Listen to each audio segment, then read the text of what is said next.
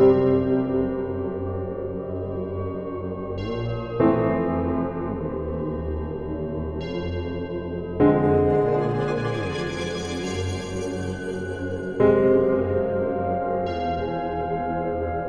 sebuah dusun kecil bernama Talangsari di Kecamatan Wai Jepara, Lombok Timur, hidup sekelompok masyarakat sederhana. Mereka membangun kehidupan di lahan yang dulunya itu hutan. Pemimpin mereka bernama Warsidi, seorang tokoh agama yang memang dikenal taat, sederhana, dan berjiwa sosial. Ia bersama para pengikutnya mendirikan atau membuat suatu komunitas.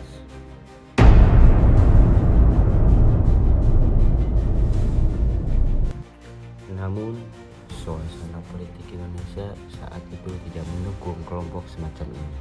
Pemerintahan Orde Baru saja baru menerapkan kebijakan asas tunggal, yaitu Pancasila, dan siapapun yang berani melawan atau menolak dianggap sebagai ancaman terhadap negara.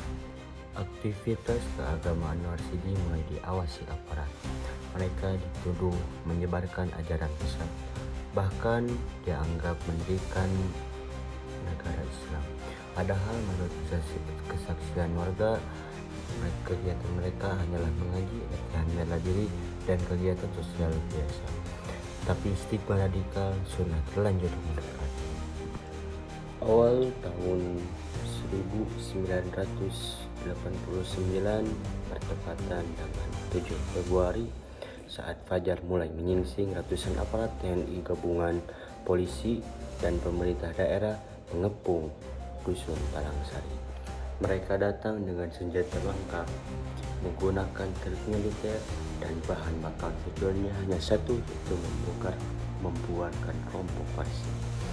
Ketegangan pun tidak terelakkan, teriakan, tembakan yang bertubi-tubi, dan rumah-rumah yang dibakar secara bertahap. Asap hitam mengepul sampai terbit lagi matahari.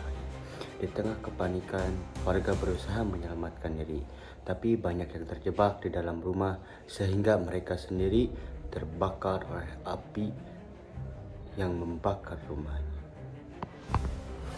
Hingga hari ini, jumlah korban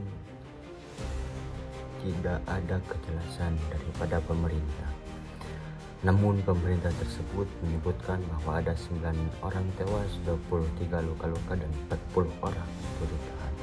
Namun versi warga dan lembaga hak asasi manusia itu menyebut bahwa lebih daripada 100 orang yang memang tewas, puluhan yang luka-luka, dan banyak yang hilang tanpa jejak. Sebagian korban ditemukan dalam kondisi mengenaskan, terbakar, tertembak, atau tidak dapat dikenali lagi. Bahkan ada yang menyebut juga banyak tusukan-tusukan daripada besi timah. Mereka yang selamat bukan berarti bebas. Puluhan orang ditangkap dan dibawa ke pos militer. Banyak daripada mereka yang disiksa dan mengaku sebagai anggota gerakan ekstrem. Ada yang dipukul, disetrum, dipaksa tanda tangan pengakuan, dan dijebloskan ke penjara tanpa proses hukum yang jelas.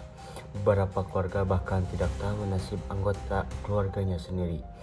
Hingga hari ini mereka hilang, entah dibunuh atau dikubur di tempat yang tidak diketahui. Setelah itu, pemerintahan Orde Baru menutup rapat tragedi ini secara publik.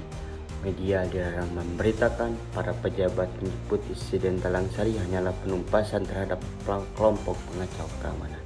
Selama bertahun-tahun kisah ini hanya beredar dari mulut ke mulut, disampaikan secara sembunyi-sembunyi oleh para penyintas. Baru setelah reformasi tahun 1998, ketika pintu demokrasi mulai terbuka, kasus Talangsari kembali dibicarakan. Komnas HAM atau Komisi Nasional Hak Asasi Manusia melakukan penyelidikan dan menyimpulkan bahwa tragedi Talangsari termasuk pelanggaran HAM yang berat. Komnas HAM menemukan bukti-bukti adanya pembunuhan massal, penyiksaan, penangkapan sewenang-wenang, bahkan pembakaran rumah warga oleh aparat negara. Namun hingga kini tidak ada satupun pelaku yang diadili. Berkas kasus ini beberapa kali dikirim ke Kejaksaan Agung, tapi beliau dikembalikan dengan alasan belum cukup bukti. Para korban yang masih hidup atau keluarga mereka terus menuntut keadilan.